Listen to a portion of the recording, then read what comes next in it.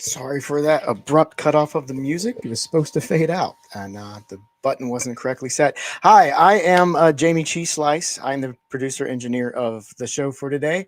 This is Left on Left, and we are going to be recording two segments, or we're going to be recording a 1 hour interview with Dr. Meryl Nass, and it's going to be cut into two parts for the radio at WBAI in New York and the Progressive Radio Network. So, without further ado, let me go ahead and bring on our host, Gloria, our resident Hey, expert, Jayme. Jeremy. Hello, how are you guys doing? And our guest for today is Dr. Meryl Nass, and Gloria is going to be running the show. I'm going to step out and take it away. Hey, everyone. Welcome to Left on Left, where the left critiques itself and laughs out loud to keep from crying. I'm Gloria Guillo, a former administrator in New York City government, an investigative journalist, vice chair at WBAI Radio, and a co-founder of Green Renaissance Sovereign Rights Movement, a group so left it's right on. I'm joined here today by a resident expert, Jeremy Kuzmarov. Jeremy is a professor at Tulsa Community College, a historian, investigative journalist, and managing editor of Covert Action Magazine, an online magazine that focuses on CIA and deep state activity. Our producer and engineer is Jayme CheeseSlice. The opinions you hear are ours and that of our guests, not those of WBAI, the Pacifica Foundation, or the Progressive Radio Network. This content is intended for informational and educational purposes only and should not be interpreted as professional or medical advice. Viewers are encouraged to conduct their own research, consult with their own physicians, adhere to federal and state medical guidelines, and form their own opinions. This presentation is not intended to incite, promote, or encourage any discriminatory or illegal activity. Today we are joined by Dr. Meryl Nass, physician, researcher, and the first person to prove an epidemic was due to biological warfare. Dr. Nass is also an expert advisor to Health and Human Services Secretary Robert F. Kennedy Jr. Dr. Nass was targeted by the Biden administration through its main board of licensure in medicine for following her medical oaths and ethics, not those dictated by the pharmaceutical industry and Department of Defense. I've been following the work of Dr. Nass closely since 2020. Although we never met before, she has healed me many times. This is possible because Dr. Nass's knowledge and wisdom are therapeutic.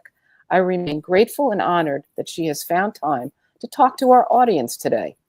While Republicans, libertarians, and conservatives have had opportunities to hear Dr. Nass speak before, many on the authentic left have not, because of activist subgroup we refer to at LOL as the lockdown left.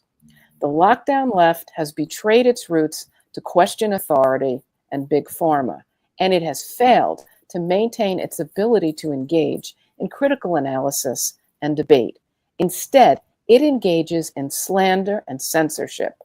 It is also this lockdown left that says, my body, my choice, when it's for abortion rights, but not when it's for forced experimental medical procedures that violate the Nuremberg Code and all laws requiring informed consent.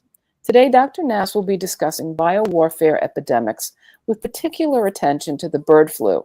Is the bird flu the next COVID-19? How can we protect our farmers and safeguard our food supply? Take it away, Dr. Nass. Thank you.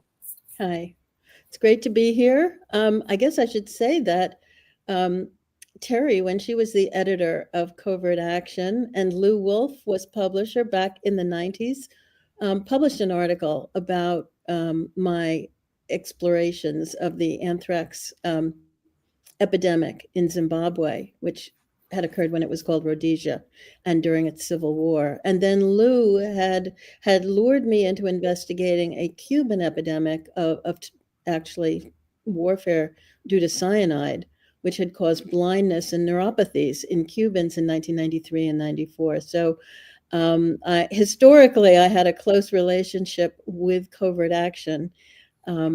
Hasn't persisted to the present day. But anyway, so happy to see Jeremy Kuzmarov, whose writing I have enjoyed for many years. Thank you. So Gloria, you're going to have to ask me questions. There's so much. Oh, okay. I mean, Well, I can go on forever. we've been discussing the bird flu quite a bit, and you've brought a lot to our attention as to this massive culling, and a lot of what you've written has been, is this the next COVID-19? What's going on with this bird flu? How is it being weaponized? What's going on with our food supply? What's happening to our farmers? Okay, so bird flu was known to be a viral infection of birds since at least the 1950s. And it would occasionally come to flocks around the world, different strains of bird flu. We know of many different strains, and cause some problems and go away. And we didn't even know that it could affect humans until 1997, when there was an outbreak in Hong Kong, and people who individually were actually dealing physically with birds, some of them got sick and some died. And so then it was acknowledged that certain strains of bird flu might, in fact, infect humans. But never has there been any transmission of bird flu from one human to another. No one's been able to prove that it transmitted human to human. And so there have never been any outbreaks, real outbreaks in humans. There's just a case here, a case there. Now, the H5N1 bird flu is the newest version that we've been dealing with since 2022 here in the US.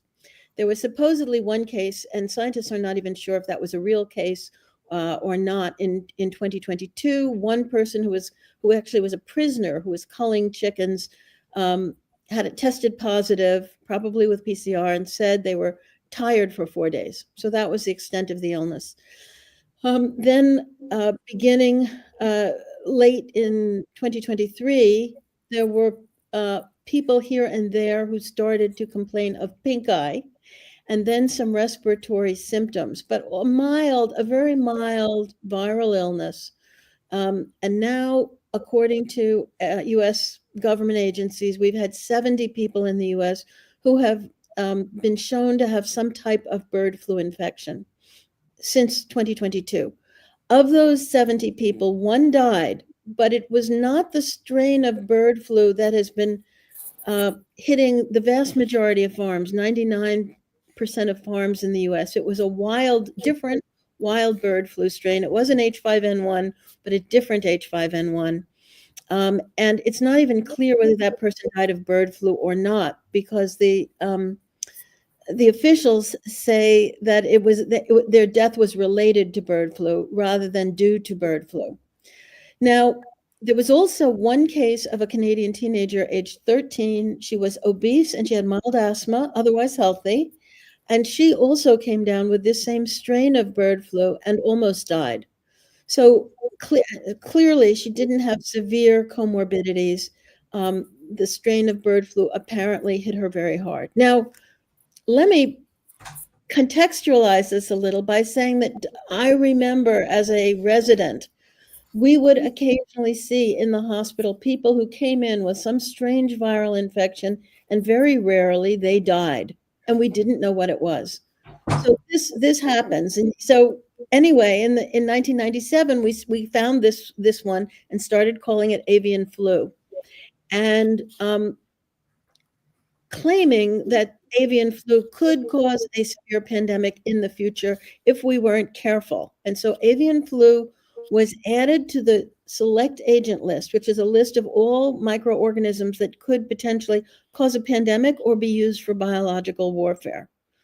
Let me also add the context that anything that can cause a deadly pandemic is basically also a biological warfare agent, whether or not it's been modified in a lab. But many of these presumably have been modified in labs, because we know that the norms for what is permissible to do scientifically in the world with these microorganisms has changed in the last 30 years, and gain-of-function research has expanded and even been promoted by the World Health Organization. Gain-of-function means you're teaching these microorganisms either how to transmit better or to be more virulent, or perhaps to affect more organs, or to, so you don't need as many viral particles, for instance, to cause infection. So what we're dealing with now in the United States is a virus that can affect many types of animals, birds, many sea mammals, so seals, whales, etc., have been found tested. When they wash up on the shore dead and they're tested, sometimes the tests say that they have had bird flu, avian influenza. Whether that killed them, I don't know. We haven't been given a lot of information about that. But in my home state of Maine, we do have some wild birds that have died with avian influenza, and we have seals that died and tested positive for avian influenza. Now, was this happening before 1997? Maybe it was, and we didn't know what to call it. We just said they died. Now we have a test, and we say it's bird flu. So what about the people? So we've had one person die in Louisiana who was elderly and had comorbidities and had dead birds in their backyard flock, and apparently caught something from the birds and then died. But the United States has spent about $2 billion on controlling this outbreak, and we've been unsuccessful. So the outbreak keeps moving from one dairy herd to another, and from one group of egg-laying chickens to another. Probably there is some spread by air. There is also spread by fomites. That's a funny word that doctors use to mean it's spread on objects. So it could be the clothing of the farm workers, the cars, the tractors, the masks, the gloves, any of that could be a fomite that transmits virus. In cool weather, the virus does not disintegrate quickly, so it can have a long survival simply in the air, especially when it's cool. Now that the Biden administration is out, that was there, it has been the policy of the US government and many others to just cull entire chicken houses. In Italy and in parts of Eastern Europe, they've been culling massive amounts of pigs for African swine fever. Cuba had an outbreak of African swine fever back in the 80s. They had to kill 500,000 pigs. So this idea of culling for a virus, if it's highly transmissible, has been around for a long time. But this concept of this is the appropriate thing to do, developed when the viruses wiped out a whole herd of pigs, or wiped out a whole flock of chickens, or killed a lot of people. Now, the virus is no longer doing that. At least this one in the United States is not doing that. So we need to rethink our approach. And hopefully, I believe Brooke Rollins, who is the new USDA secretary, has just been in for a couple of weeks.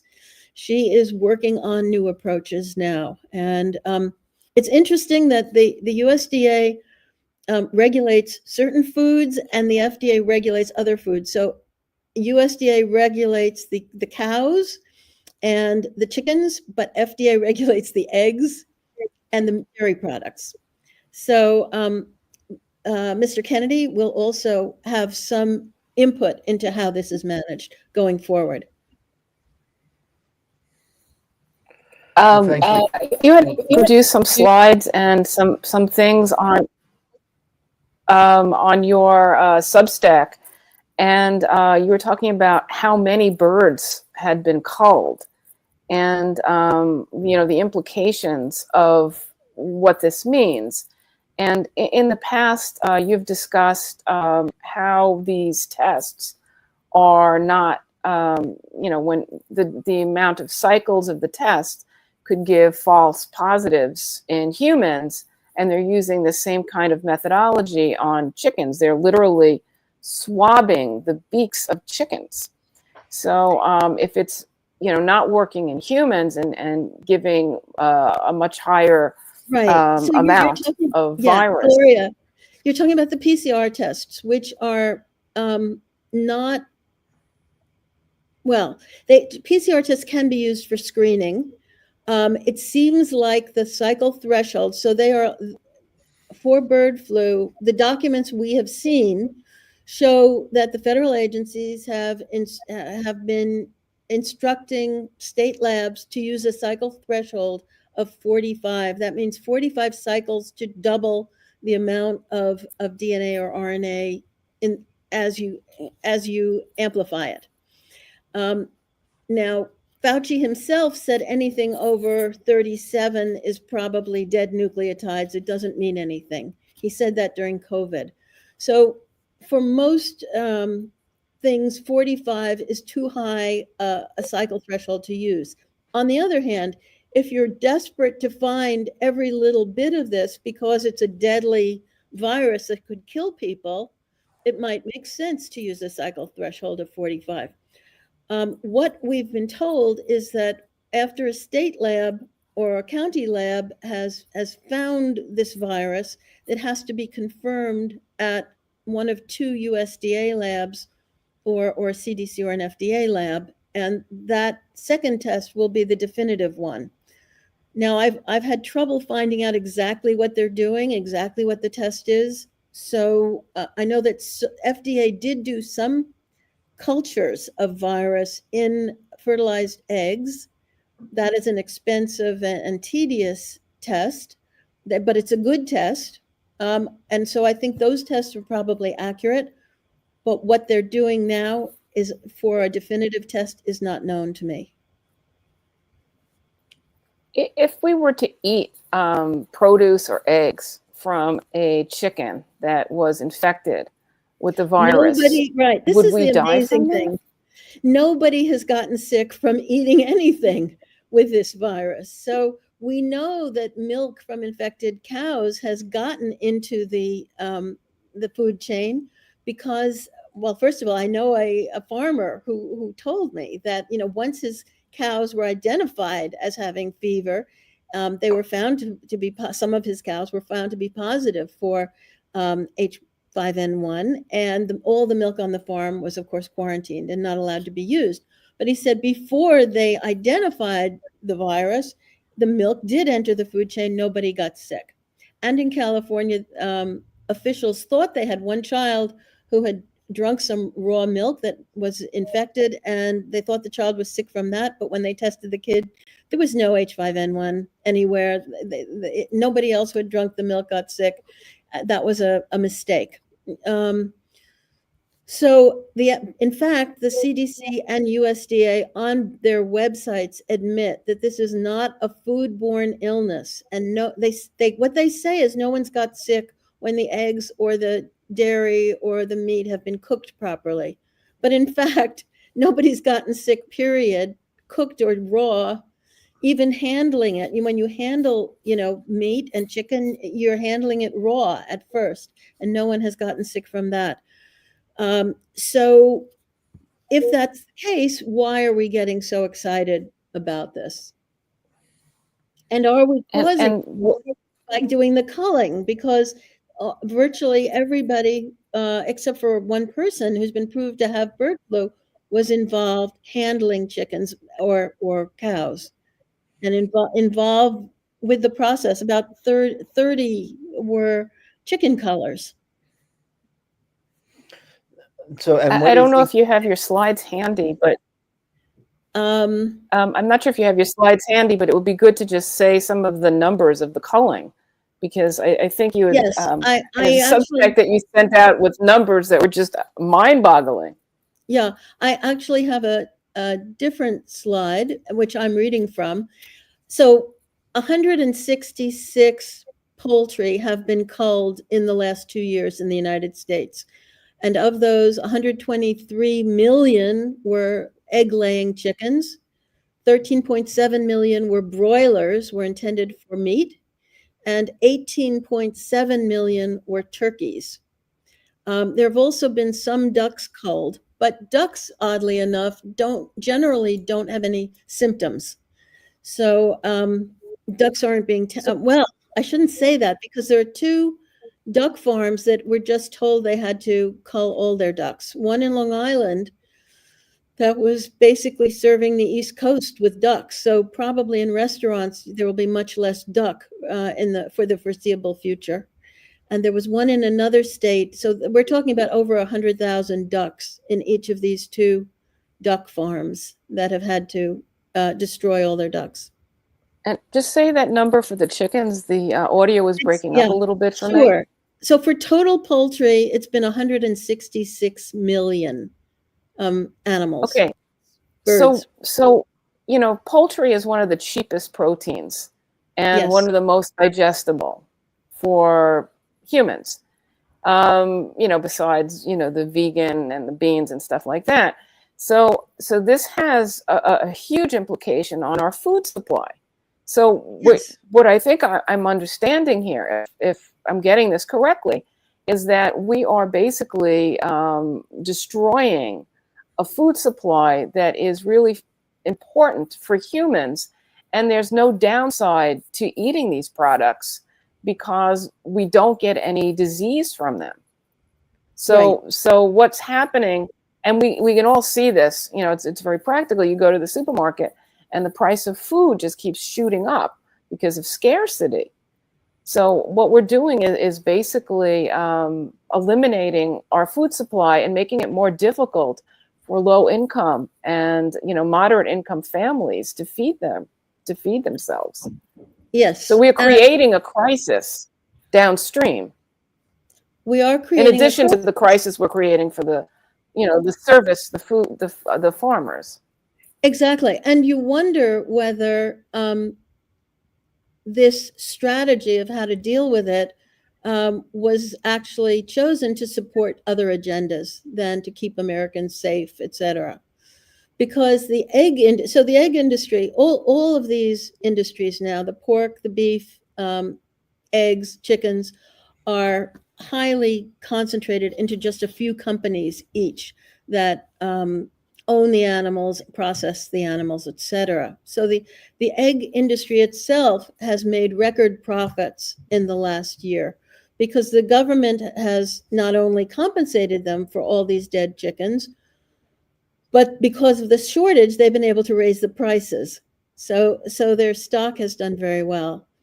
The bird flu has also been used to attack the producers of raw milk, even though, so with a lot of work, first FDA published a paper saying we couldn't even find this virus in raw milk.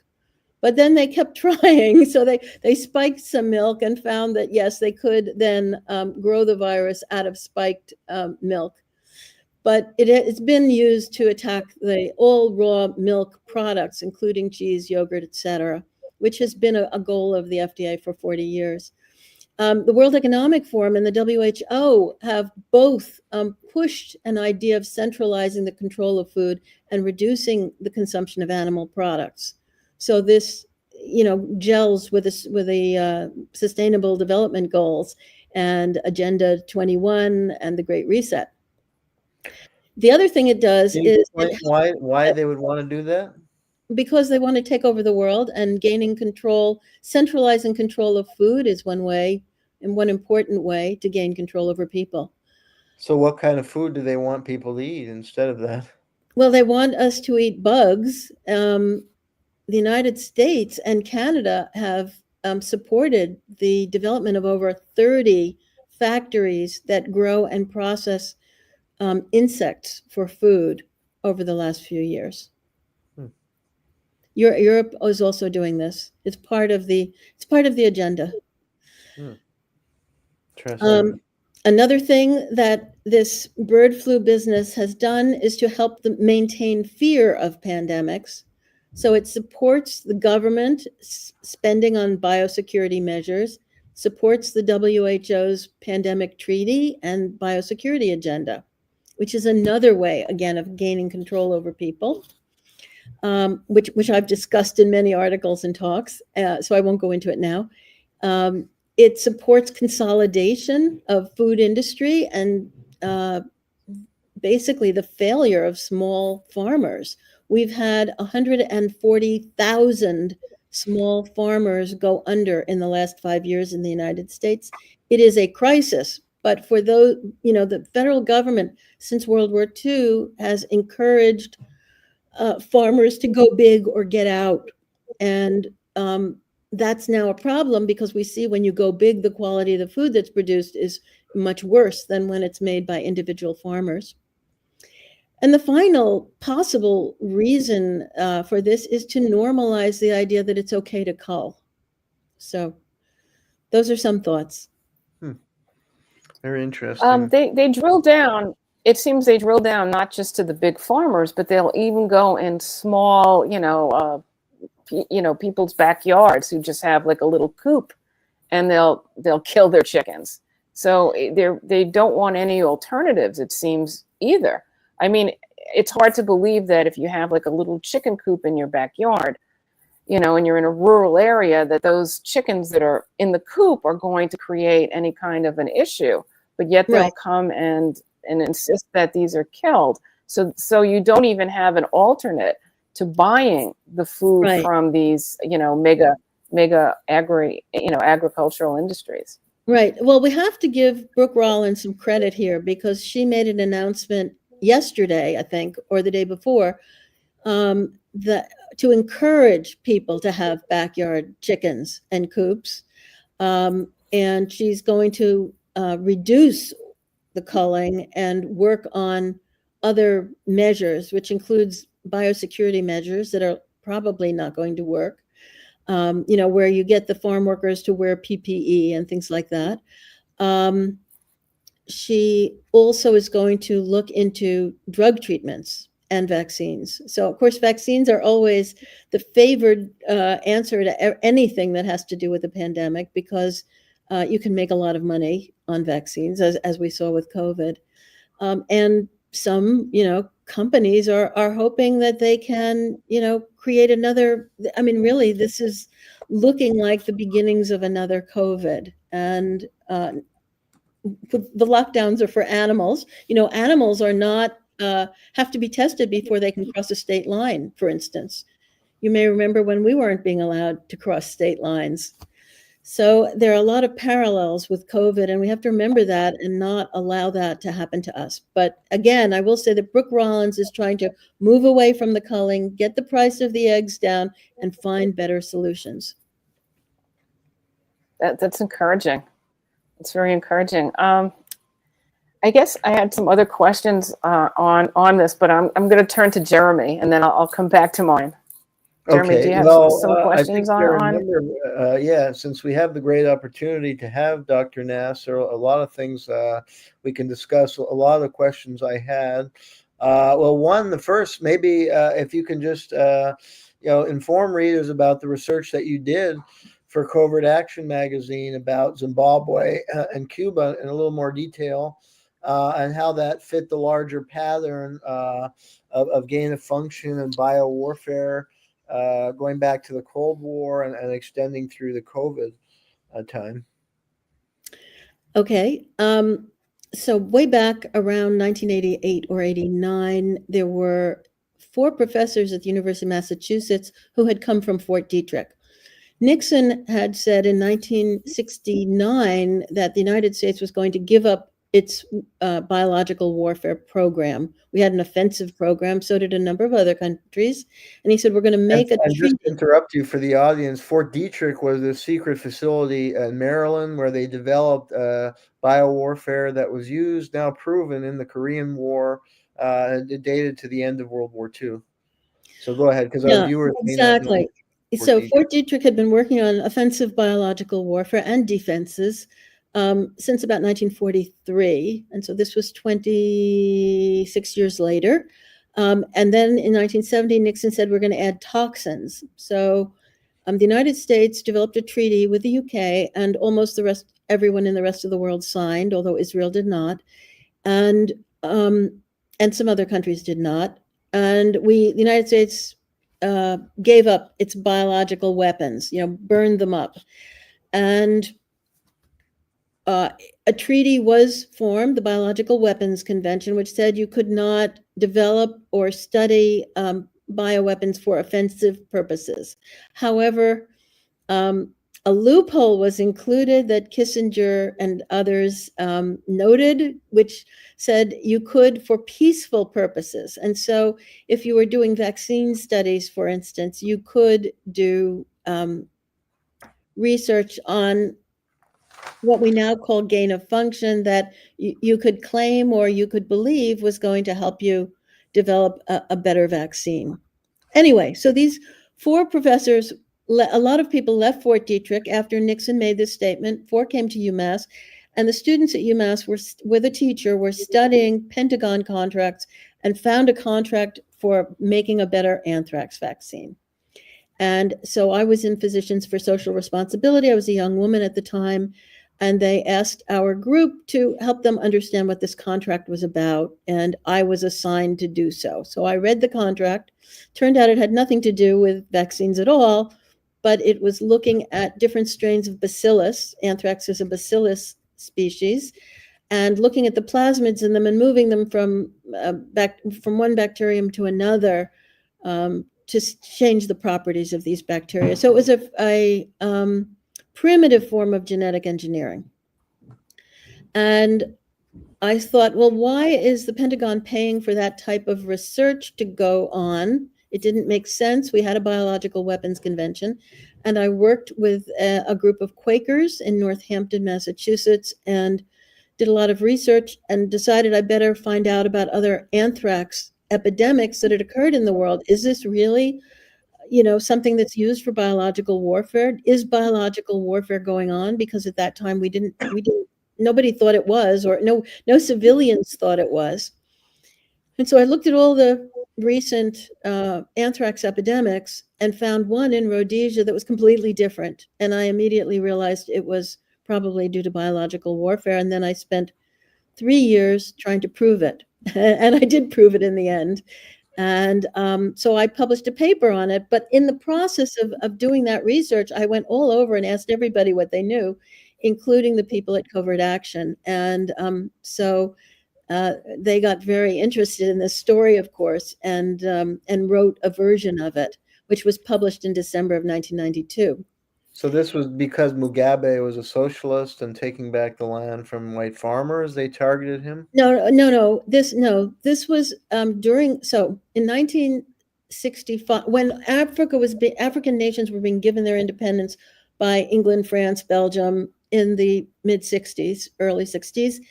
And the white minority in Rhodesia did not want majority rule. And so they declared independence from England in 1965. And then ensued a sort of a very smoldering guerrilla war for the next 15 years, which neither side won,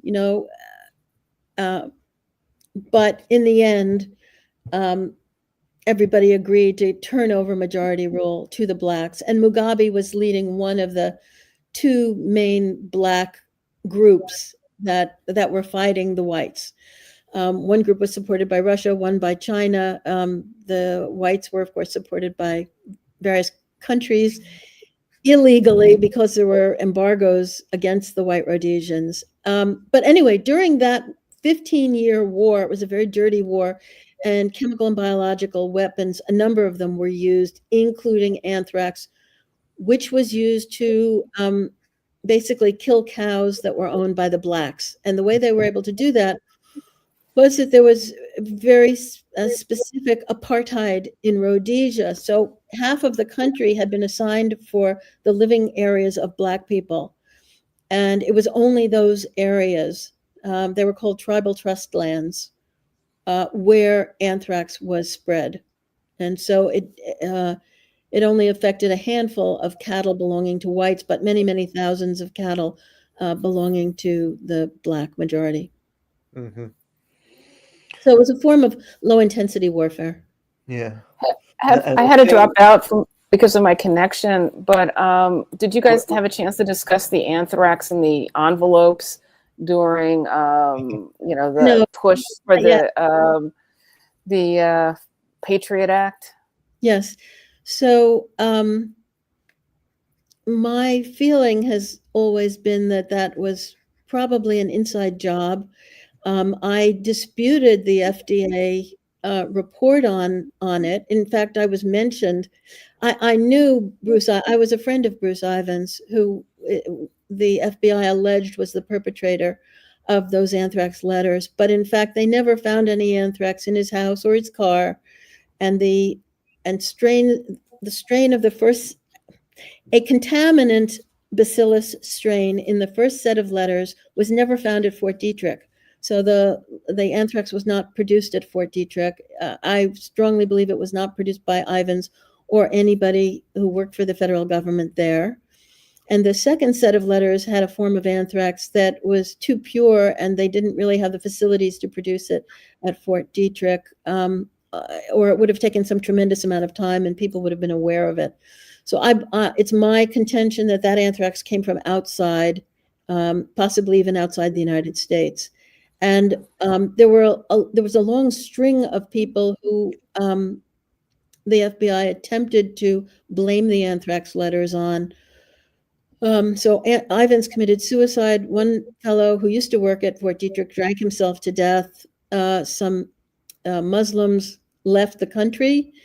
There was an ER doctor in New Jersey who they were trying to pin it on, and then an Egyptian who had worked in Fort Detrick in viruses, who they tried to pin it on. A letter was sent to Quantico alleging that he was the perpetrator. And he had a lawsuit against Fort Detrick for age discrimination. So anyway, there were a lot of people, and there were several anthrax scientists at Fort Detrick that were all being investigated at the same time. And basically, Ivins was the first one to break and commit suicide. And so then they immediately, within 2 days, said they closed the case and blamed it on Ivins without any real evidence. I think a lot of our listeners don't realize that there's many labs doing, this biowarfare stuff. It's not just Fort Detrick. There's many labs, and they're not only confined to the United States, they're worldwide. And they're conducting these biosecurity 3 and 4 level stuff. Do you have an idea of the number of labs in the United States that are doing this? So, there are hundreds, if not thousands, of biosafety level 3 labs in the United States, and then hundreds or thousands around the world. There are much fewer biosafety level 4. One could potentially do this sort of research at either one. But China has 2 BSL-4 labs. Europe has a number of them. Even Africa and Asia have BSL-4 labs. And we have, I'm not sure how many, I would say maybe about 20 to 30 in the US. And I have, 2 questions related to the COVID. I think a lot of people are still confused about COVID, and you're a real expert on this. So, what is your conclusion ultimately about how COVID developed?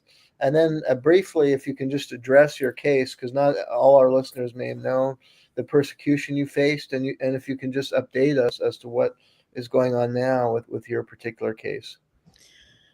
Sure. So I think there's no question that the virus COVID that caused the illness COVID, SARS-CoV-2, was made in a lab. There are many different reasons to think that. And I would say every honest scientist who's looked into it does agree.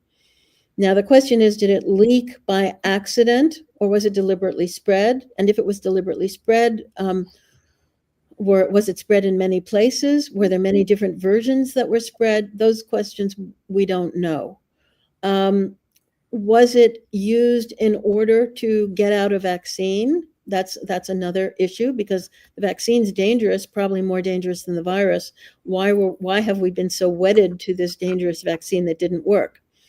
And then were the fact that the United States, Europe, Canada, Australia bought about 10 doses per person at the beginning of the COVID pandemic, when they didn't even know if the virus would work and they didn't know how many doses people would need. Why buy 10? Was there some purpose for that? And so what was pushed was that we needed a vaccine passport so we could keep up with everybody's doses, and make sure if we wanted to let people travel from one country to another or even between states, like the cows, were we going to have to show a vaccine passport and prove that we were up to date on our boosters. And that, of course, if we were all carrying vaccine passports, the ones that were developed in Europe and are being used by the WHO, pushed out around the world, are also IDs, electronic identifications, so we can all be tracked more easily, and electronic wallets, so we can make our payments through these apps. But of course, that could potentially allow the government or who's ever in control of the app to shut off our ability to purchase things or to travel. So those are questions about COVID that have not been resolved and are very serious. And I'm hoping that they will be resolved during the Trump administration. Now, during COVID, I questioned things from pretty early on. I realized that the proximal origins paper was propaganda at the end of March, a week or two after it was published, and said that these people were probably told to write it for some reason. And so anyway, I've been watching this whole story for a long time. I also treated patients with hydroxychloroquine, vitamins, and ivermectin, and advised them against taking the vaccine when it became very clear that the vaccine was dangerous and not helpful. And I wrote extensively on all those topics. So my medical board decided to go after me. There were two anonymous people who'd never met me or any of my patients who just complained that I was saying things on the internet that were misinformation. They turned out to be true, but I was investigated for that. And then the board started looking for cases, because really what their job is to show that I'm incompetent as a physician. And so they wound up coming up with the names of 3 patients I had treated, who 2 of whom had gone to the hospital, and one who was a pregnant woman. And they said, because I had given these people ivermectin and or hydroxychloroquine, that they were treated, in an incompetent way, and that I should lose my license. And they suspended my license immediately 37 months ago. So I was probably the first person, not the first, but one of the very first to have their license taken away because of really doing a good job treating patients and not following the government line. Because I had so much experience with pandemics, I knew what to do, better than the government officials. Anyway. Also, I just want to insert one thing. Physicians always prescribe the uses for drugs off-label. Yes. This is not unusual. If you know that something works for something that it's not, it's not on its label, it's your discretion. It's not the government's discretion to come in and tell you as a physician what you should and shouldn't prescribe, or even for pharmacists. So this was the United States government under the Biden administration was doing things that was completely against all protocols, right? And illegal, yes, because the Biden administration knew that they couldn't stop us from prescribing drugs off-label. These were licensed drugs. We're licensed physicians. The patients wanted the drugs. And so they had to do it sneakily by scaring the pharmacists and the doctors that their licenses would be investigated and they could lose their license if they dispensed these legally available drugs, or prescribed them. And so they did that in a number of ways, which I actually described in an article published back in, let me see, well, I don't even remember if that was, I think it was, it was published first in June of 2020. I talked about how the hydroxychloroquine was being suppressed. And then over the next year, I kept adding things, and I finally came up with 58 different ways hydroxychloroquine was being suppressed by governments and industry around the world. And that article is in a book about the canaries and COVID. But anyway, it's been republished many times. Now, so the medical board found me guilty of being a terrible doctor. And told me to pay a fine and take remediation courses, etc., which I have not done. Instead, I appealed their verdict. We're waiting for a decision from the judge on that by sometime in April. And we've also filed a lawsuit against the board for a malicious prosecution. What's important is probably that I didn't matter. What the government needed was a poster child to scare the other doctors. And so the day after the board summarily suspended me, it was in the national news. So I've been in Newsweek, the Miami Herald, the San Francisco Chronicle, papers around the country. Doctor alleged to spread misinformation, loses license. And anyway, that's what happened. And it's okay because I'm old. I didn't need the money. It's unfortunate for my patients that I was no longer allowed to practice. But I've spent my time instead, analyzing COVID, analyzing pandemics. I helped to edit 3 of Bobby Kennedy's books. And so I've had plenty to do subsequently that I think is also helpful. Well, I had interviewed with PASTA Dr. Lucy Kerr in Brazil when we were there observing the election. And, she was talking really at length about the uses of ivermectin in particular.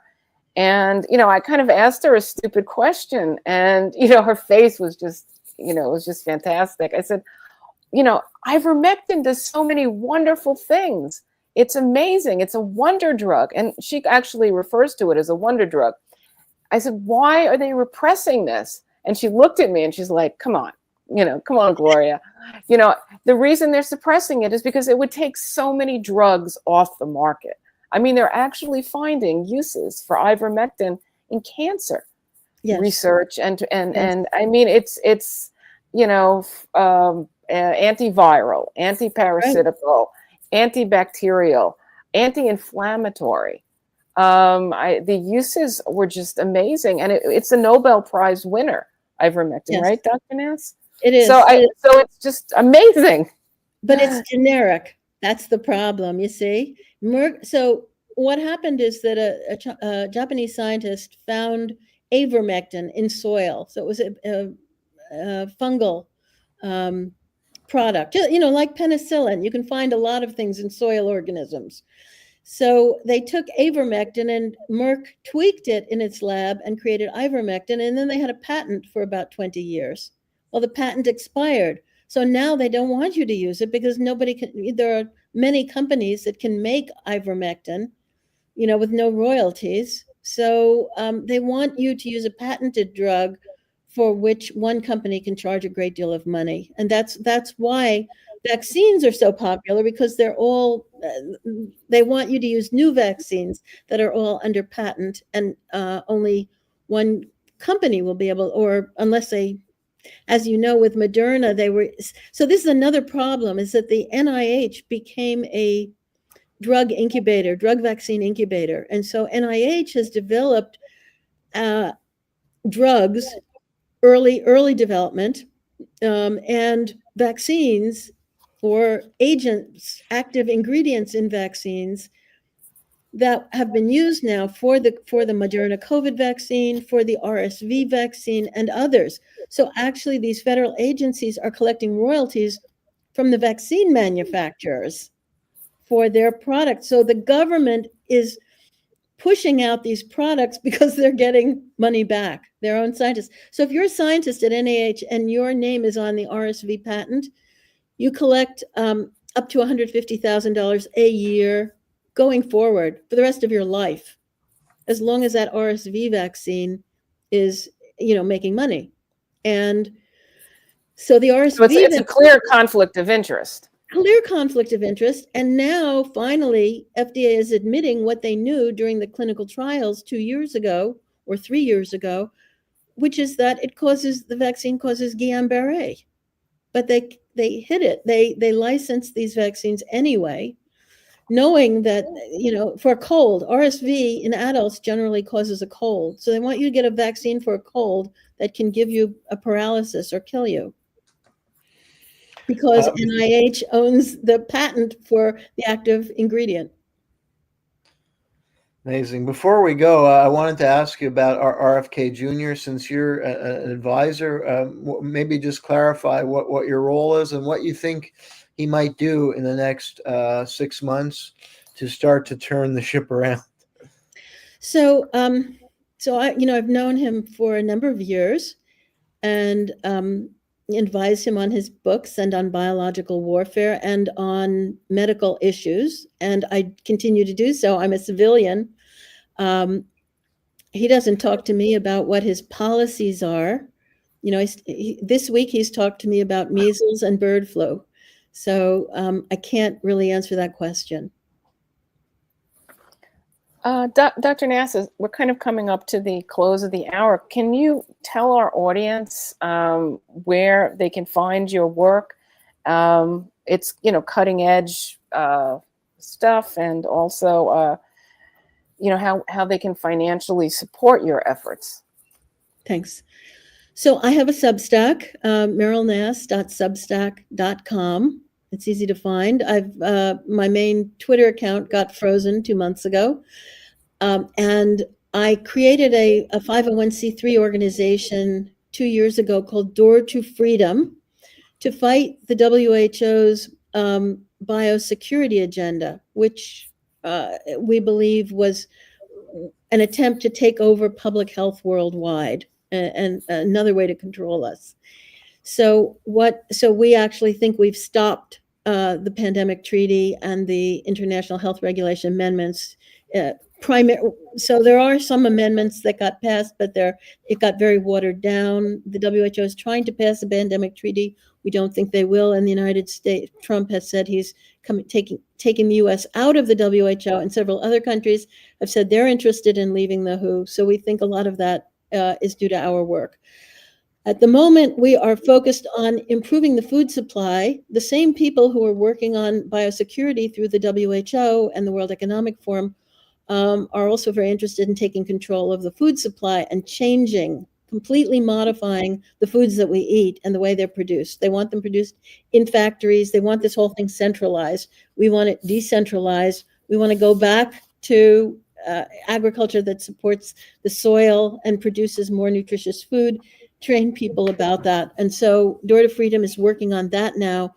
Because FDA and HHS regulate some food issues, and there is a food division within FDA, we're hoping to advise Mr. Kennedy and possibly other people in the federal government how to do this better.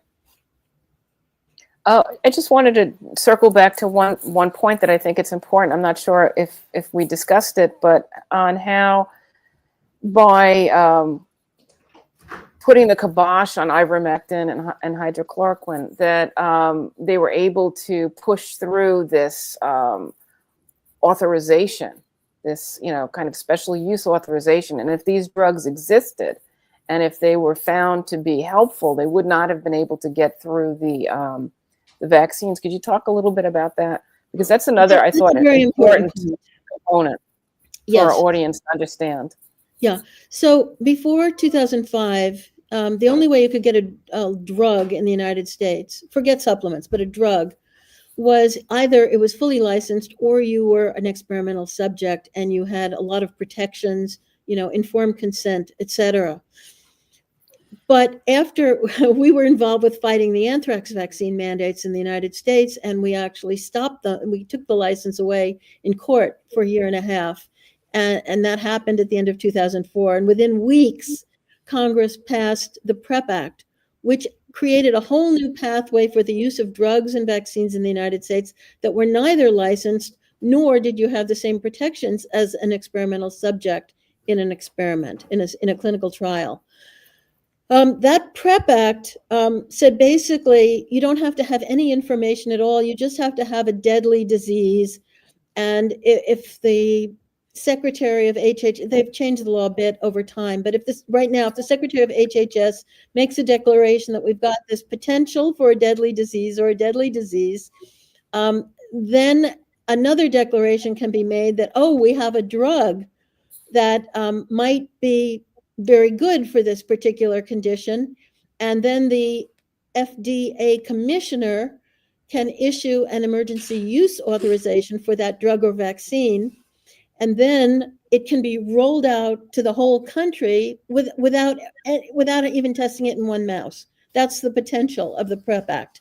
All you need is for the FDA commissioner and the HHS secretary to think it's going to do more good than harm.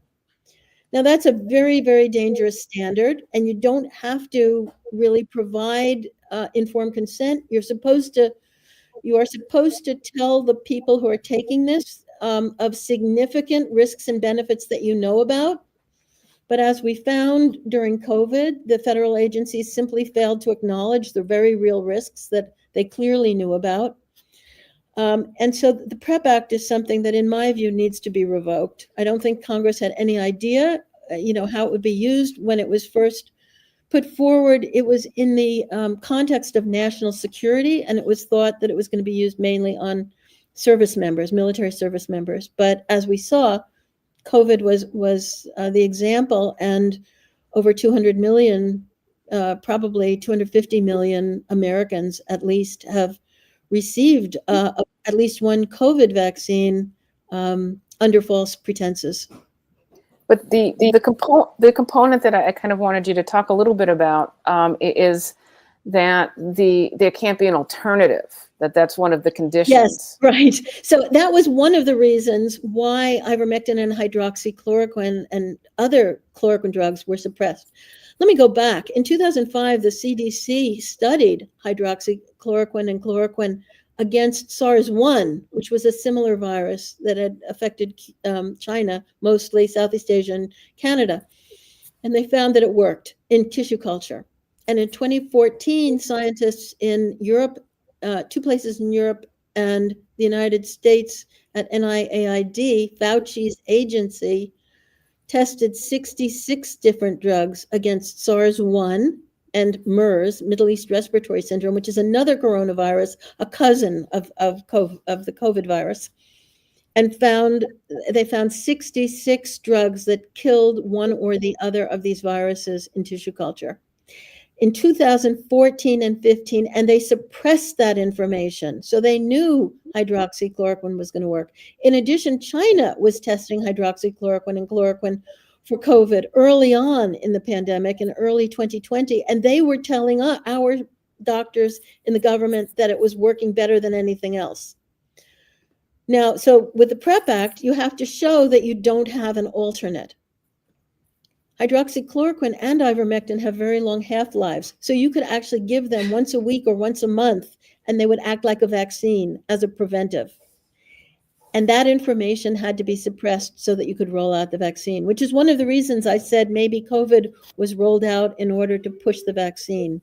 I think that's an important question that has to be resolved. Thank you for asking the right questions, Gloria. Oh, I'm a fan. I'm a huge fan. So any other things that's upcoming that you wanted to talk about?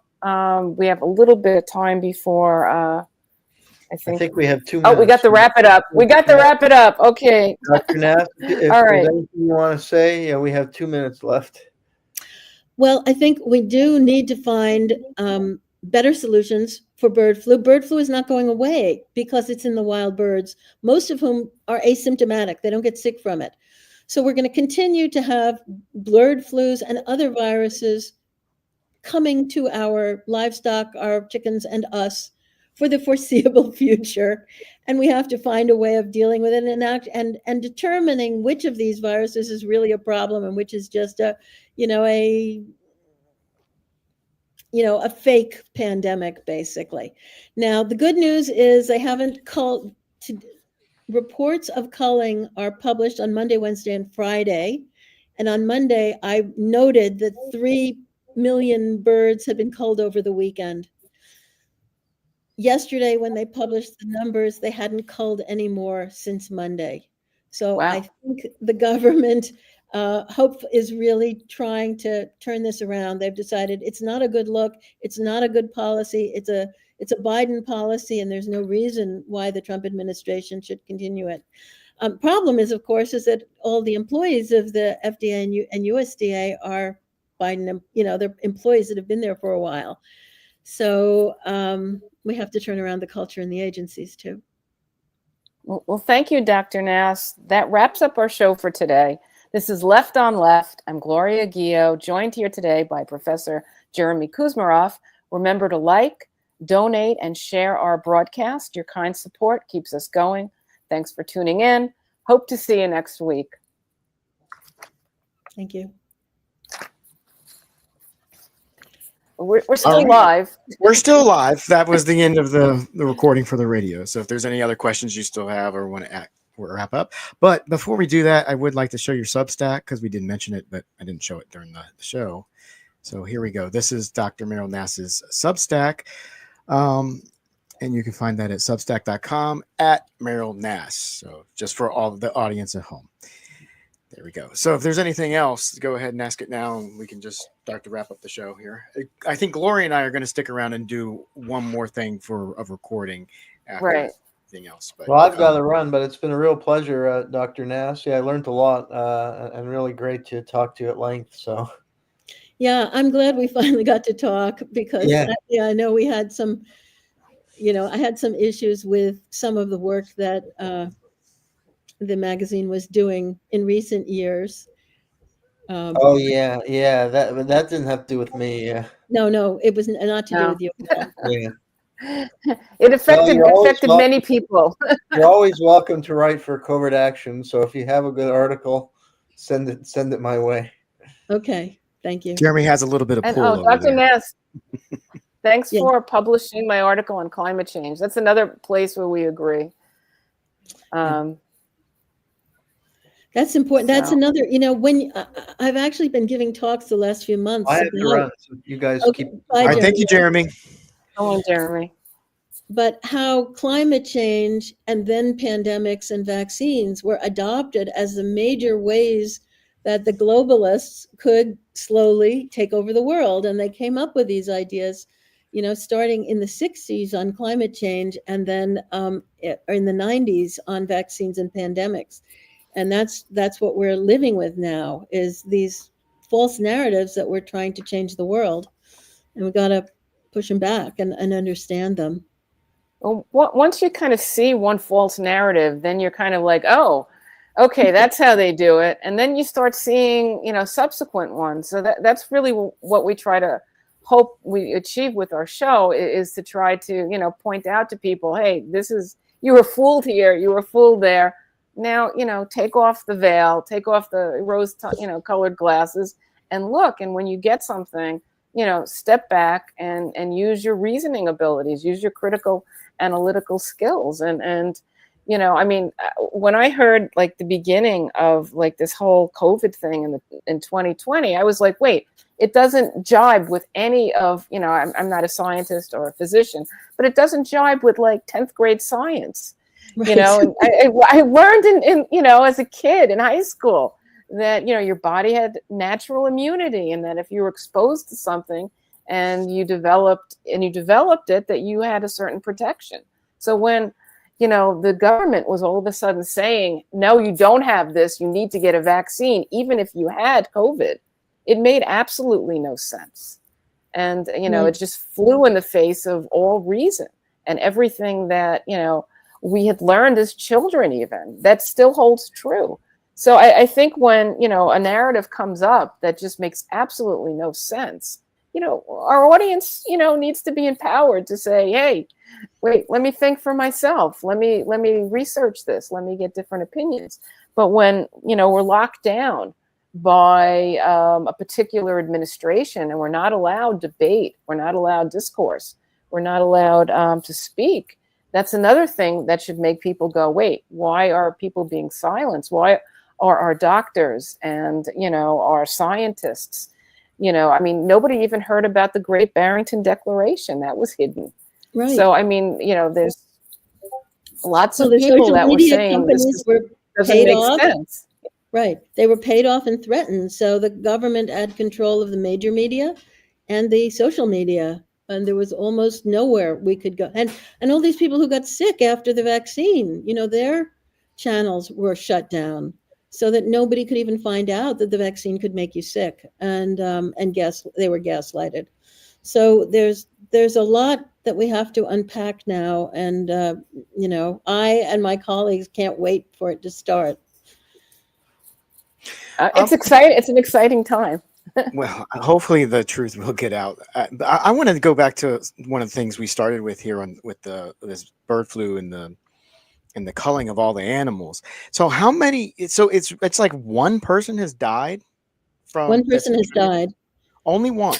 One. And because of that, in the United States. Yes, and nobody in Canada or Mexico. So yeah, and Canada and Mexico are not doing all this culling. They've done a little bit in Canada, but yeah, exactly. There's virtually no risk to anyone, and you can't get it from the food. So why are we doing this? And that was what when I heard they were starting to do this, and the price of eggs started rising, and everybody's going crazy. I'm like, they're doing all of this and killing all these animals. It's hurting the farmers, I'm assuming, because they're losing their. Well, it's hurting some of the farmers, so it's hurting not big agriculture. Yeah, big ag is doing well. That's right. So, but then everybody's paying the price because we don't have the food, and then the supply and demand and all that. But it's because you said one in America, and how many outside of America? So, in the history of bird flu as a human disease, which we've just found out in 1997 that it could kill people, there's been about 460 deaths worldwide over 28 years. Wow, that's nothing. And that's then nothing. Coming, yeah, well, I mean, it's very small, and it's not nothing. I mean, there's 20 deaths per year worldwide out of 7 or out almost of 8 many million. millions who die every year. Exactly. Yeah.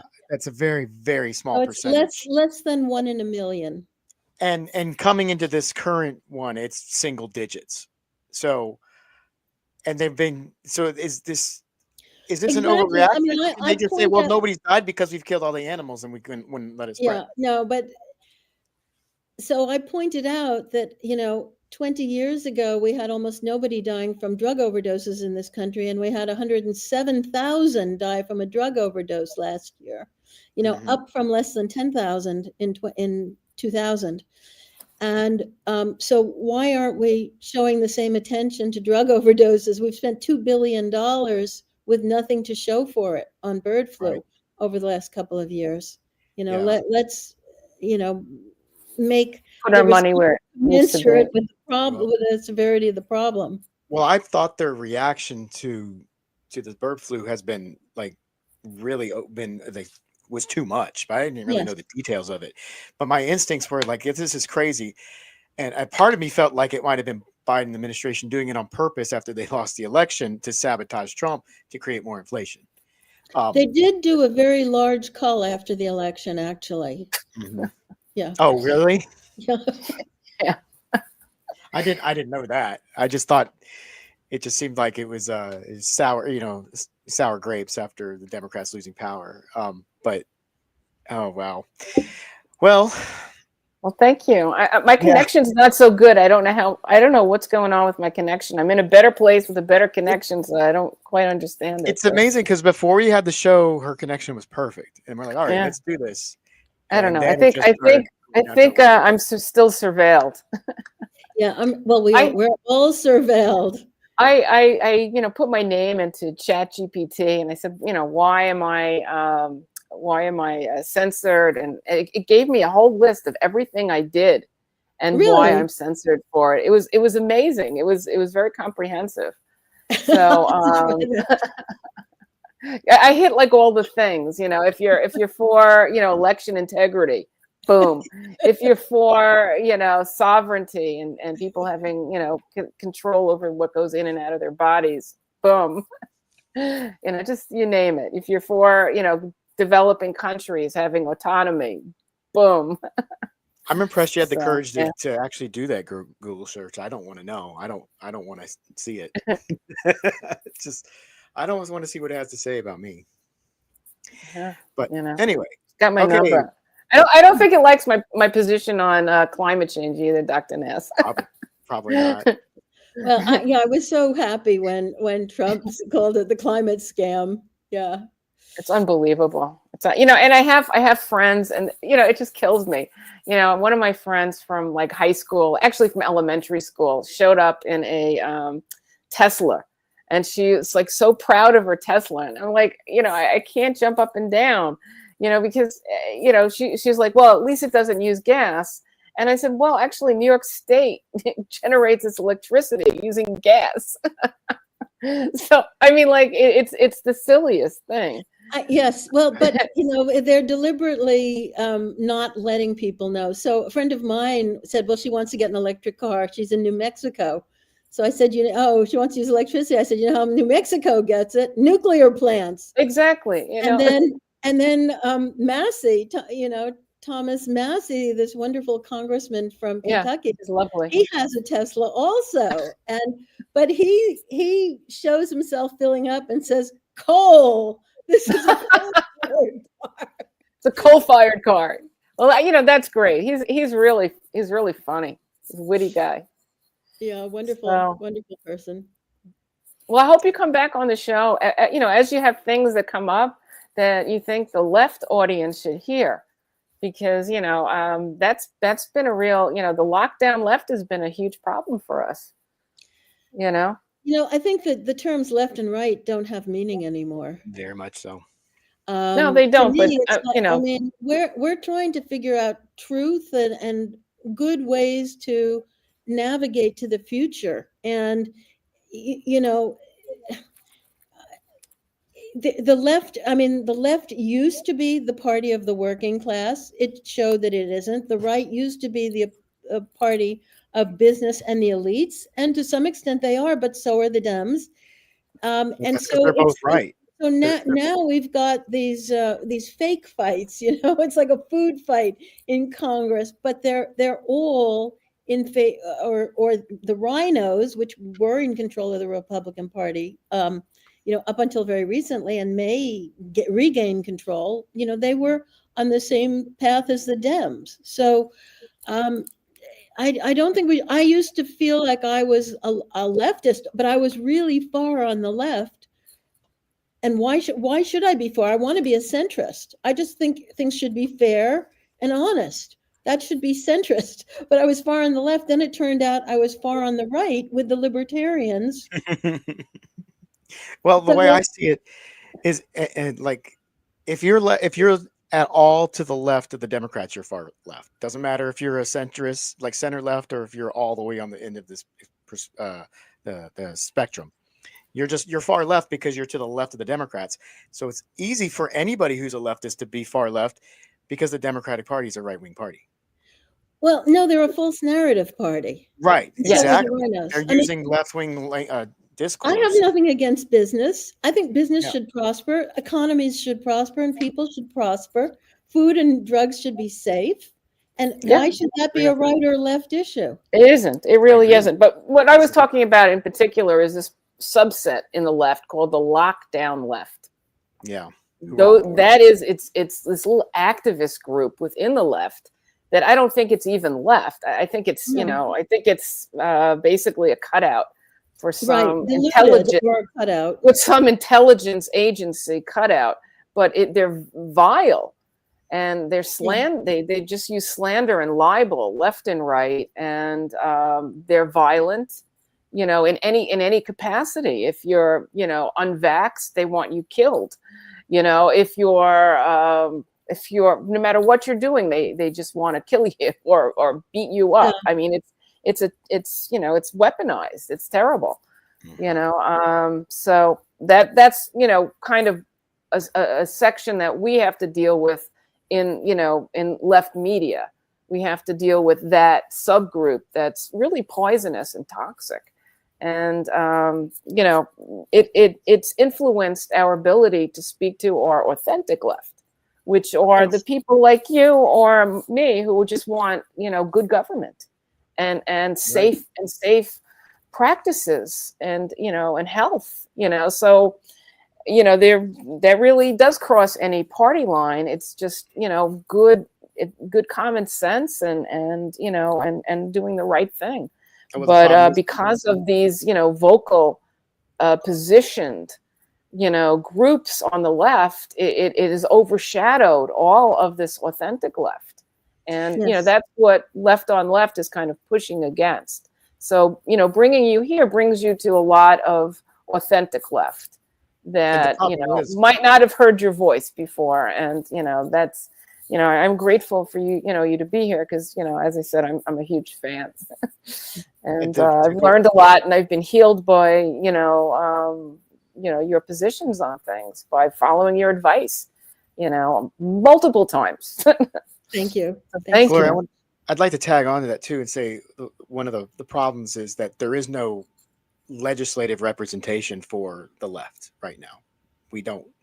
For the even like a centrist left position, there just isn't one. They do now that you will hear the Democrats use the rhetoric, but they don't mean a word of it because when they have the power, they don't do the stuff that the people who voted for them want to do. So Yeah, there's no. That would make a big difference if we actually had some representation. The best voices we've had right now are Bobby and Tulsi and yeah, those have been the best voices out there. And I'm not saying that they don't have some faults here and there, but it compared to Kash Patel. There's been some big changes, and no, as the left, we're going to look at them carefully also, but not just as the left, but as just as citizens of the United States, we care about our government and. We should look at everything. We shouldn't give anyone a pass, but certainly this is an improvement in my opinion. So I'm happy. You should have that argument with Pasta because he'll push back on you on that. All right, let me let you go. I gotta head to the hospital. All right. Okay. Well, Gloria, you got to stick around for at least a couple more minutes. So okay. All right. Thank you, Dr. Nass. All right. So okay, you ready for it? We're going to do a station identification that we'll insert in the middle of the interview. So let's go ahead and do it whenever you're ready. You are listening to Left on Left on WBAI 99.5 FM and on Progressive Radio Network. All right. That's all you got to do? I thought it was longer than that. I don't know. Maybe there's a longer one, but that's the one. I still haven't gotten the word exactly where I need to insert something like that. So it's supposed to be like the 30-minute mark. So yeah, but if we don't start exactly at 11, then I don't know what the 30-minute mark is unless you flash. Well, right, but it's more complicated than that because I'm not even sure if it needs to be a 30-minute mark because we haven't gotten the exact precise direction what to do. So, all right, I'll I'm having trouble editing this stuff. I'm falling behind, and I'm probably going to be spending all weekend just trying to knock them out and get them out the door. So, okay. All right, we'll reach out. But I can use Why don't that. you reach out again to WBAI, to our contact there, and see if you need any more information. But I thought she gave you the answers you needed. No, at least she claimed to. Well, if she did, I haven't seen it. I never saw the response in the email. So, but I thought she did respond to you. But okay, well, let's look again. Did she? I'll double check, but I don't think I never saw it. So if she did, I never saw it. But that's okay. Okay, we'll work on it. All right. Yeah, we'll get it done. So everybody everybody watching at home, thank you very much. This is Pasta to Go presenting Left on Left. Our executive producer is Craig Pasta Jardula. I can't wait to have him have a nice discussion about the Trump administration with Gloria and do it on the air because that'll be fun. Yeah, I miss my good friend Pasta. Oh yeah. Although I heard I'm leaving New York and he's leaving Florida and we're gonna just miss each other pretty much in the air. Yeah, but I don't think he's not leaving. He might just be going out. No. Yeah, he's just going for a few days. So you'll be able to see him. Yeah, you're gonna have to come down and join us. Eventually, but I've got a lot of work to do here first. I got things to clean up. A little weekend thing. We'll throw a party. yeah. We'll do a beach party, and then Pasta can cook. All right. So this is Left on Left by Pasta to Go. I'm CheeseSlice. That's Gloria. Thanks to Jeremy Kuzmarov. Thanks to everybody watching this stream. And if you're watching the video on demand, thank you very much. Be sure to like and subscribe. And we'll be back next week with another episode. Have a good weekend, and we'll see you then. Bye-bye, Jayme. Thank you. Yeah, no problem. Bye-bye.